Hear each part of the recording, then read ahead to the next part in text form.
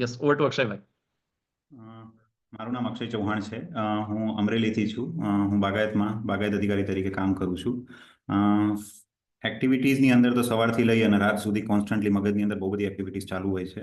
જો સમરાઇઝ કરું તો સવારના ઉઠીને મોર્નિંગ ફ્લોથી શરૂ થાય, પછી નહાતી વખતે પણ બહુ બધા ફોપોનો શરૂ હોય મગજમાં. રેડી થઈ અને આપણે જી સેવર્સ કરવા બેસીએ.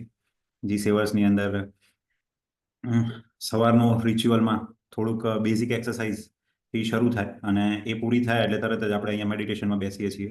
આપણા EFT હોપોપોનો ડે વાઇઝ અલગ અલગ આપણા શેડ્યુલ છે એ મુજબ કરી અને પછી બુક રીડિંગ માટે બેસું છું. બુક રીડિંગ કરી અને ફરીથી થોડું મેડિટેશન કરું છું. મેડિટેશન કરી અને આપણી ડેઇલી એક્ટિવિટીઝની અંદર મની ફ્રીક્વન્સી, માઇન્ડ કેટલું કામ છે અને કઈ ફ્રીક્વન્સીમાં છે એ મુજબ આપણે ચેન્ટિંગ કરું છું મંત્રાસનું.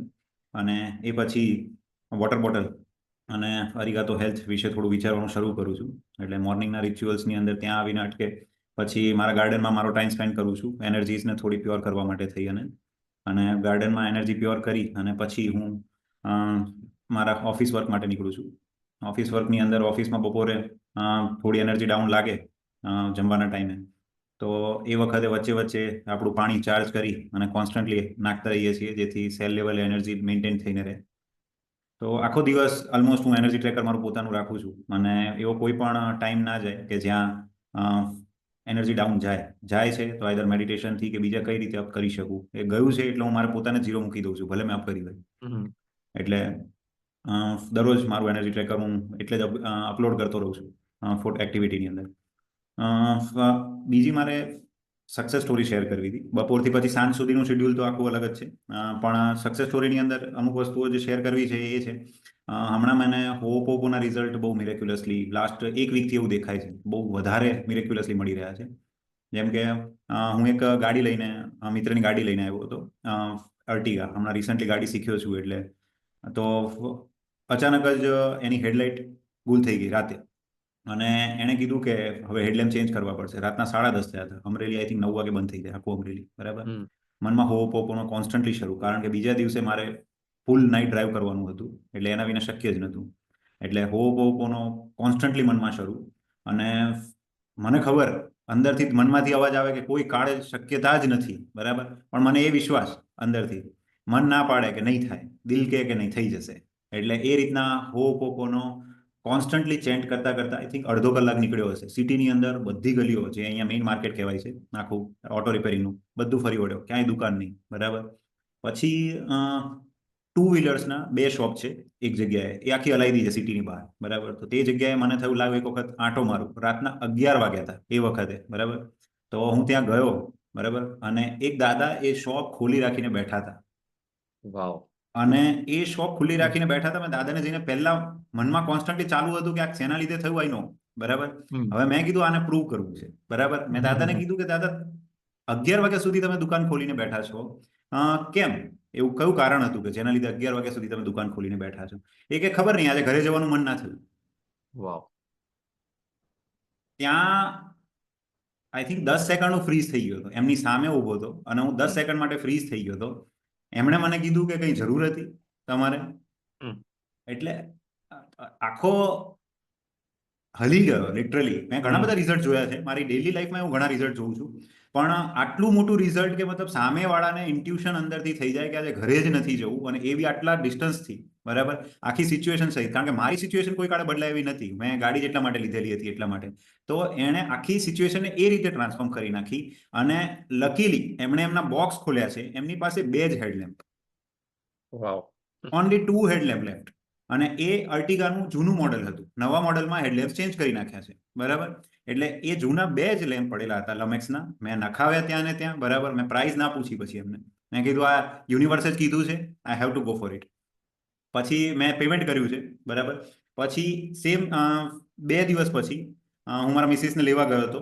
તો ત્યાંથી રિટર્ન આવતી વખતે બહુ લેટ નાઇટ થઈ ગઈ હતી, બહુ ભૂખ લાગેલી હતી, બરાબર. કોઈ કાળે શક્યતા નથી, હું બહારનું નથી ખાતો, પણ મિસિસ જે ખાય છે. તો વચ્ચે એક જ હોટલ આવે છે અને એમાં મને ખબર કે આ એનું સારું છે, અને હોટલ રાતે 12 વાગે બંધ થઈ જાય. ગેલોપ્સ કરીને છે, જે લોકો રેગ્યુલર આવે છે સૌરાષ્ટ્રમાં એને ખબર હશે, ગેલોપ્સ હંમેશા બંધ હોય 12 વાગ્યા પછી, બરાબર.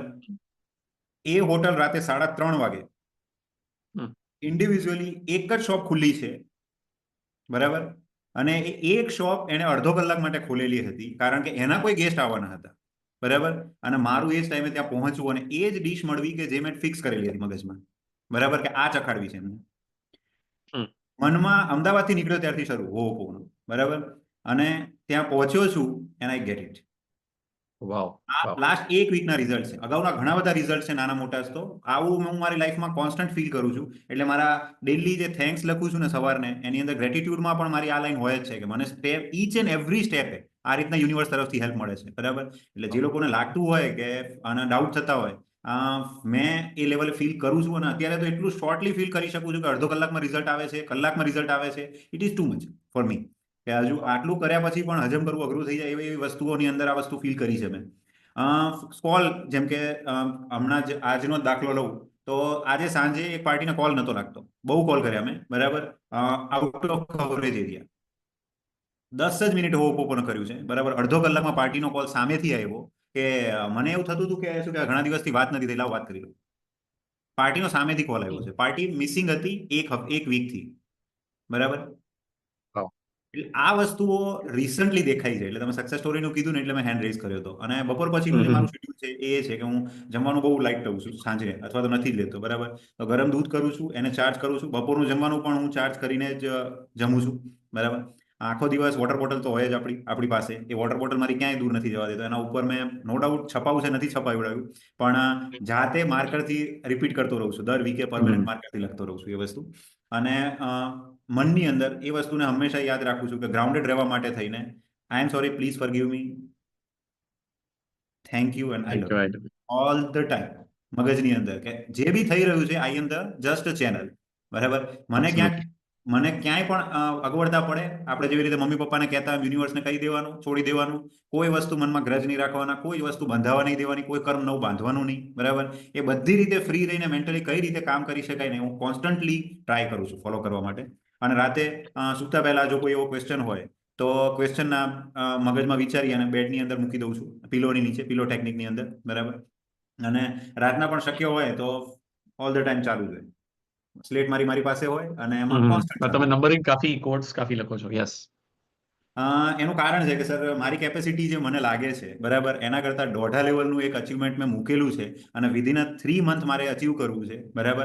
અને મને પાવરની મને ખબર છે, મારી બધી એનર્જી મારે એના ઉપર ફોકસ કરવી છે. એટલા માટે હું કોડ ઉપર કોન્સ્ટન્ટલી ફોકસ રાખી અને ચાલુ છું કે મેક્સિમમ હાઈ ફ્રીક્વન્સી મનમાં મેન્ટેન રાખી અને હાઈ ફ્રીક્વન્સીની અંદર કોડને ફ્લો કરાવતો રહું છું કે જેથી આવી શકે. 60% પહોંચી ગયો છું અને 40% મને યાદ છે કે 1.5 મહિનાની અંદર અચીવ કરી અને within a 3 month I will share my success story.